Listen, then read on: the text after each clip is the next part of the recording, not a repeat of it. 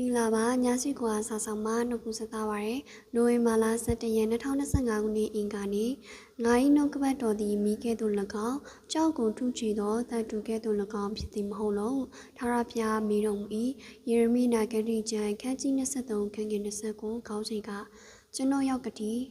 ကျွန်တော်တတ္တနာအရေးပါသောပုဂ္ဂိုလ်တဦးမှာရောက်ကတိတော်သည်ဥထုံးဖေပါပဲယုံကြည်သူမဟုတ်တော့လဲရောက်ကတိကောင်းတနည်းအားဖြင့်ဖခင်ကောင်းတရားဖြစ်ပါသည်သူထံမှတည်ယူစရာတွေများလာပါ၏ကျွန်တော်ကဘောလုံးပွဲကြည့်နေသူကဘလို့ကြည့်ဖို့တင်ပေးပါ၏မြမလက်ရွေးစီဘောလုံးသမားဖြစ်ခဲ့တာဆိုတော့ဘောလုံးပွဲကြည့်တာသာမကကန်နာပါကျွမ်းကျင်၍ဆရာတင်ရပါ၏ကျွန်တော်ဝင်းထုရတော့သူကဇလန်းဇက်ကွက်ဇက်ကောင်ဇရိုက်တွေကိုကျွမ်းကျင်စွာပြောပြပါ၏ဝါရရေးရာတမိုင်းပထဝီဘာမှကျွန်တော်မနိုင်ခဲ့ပါသူကအမြဲပဲကျွန်တော်ကိုဆရာလုပ်ခဲ့ပါ၏ဒီနေ့တွင်အိမ်တို့အုံခံမှဆရာကြီးဦးကျော်တီရောက်လာ၍အိမ်တော်စီဝေးလို့တော့အာနာပါနာနှင့်သူဝင်ထိုင်ပါသည်စီဝေးစား၍မကြခင်ဆီယမတူကပြားကရောက်လာ၍ဇနီးတွေကထသွားပါ၏ဆရာကြီးဒေသနာစာဟောချိန်မှာကျွန်တော်ရုံးကတန်ဒီဖုန်းလာ၍ကျွန်တော်လည်းပြေးသွားရရာစီဝေးမှာသူဝဲငုံတို့ကြံပါ၏ဒေသနာဟောသူတယောက်နဲ့နာသူတယောက်ပဲရှိတော်လဲ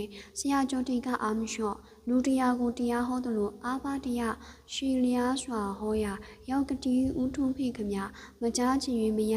နားထဲမုံရီလည်းမရတော့ပါတယောက်တည်းဆိုတော့အိမ်ငိုင်းလို့လည်းမရဆရာကြီးဒေသနာတနာရီကိုအပြင်းထန်ကြားနာရ၍အစည်းအဝေးပြီးနေသူ့အိယာသူအသားအရာပြန်သွားပါ၏နောက်တနေ့ရောက်လေသူက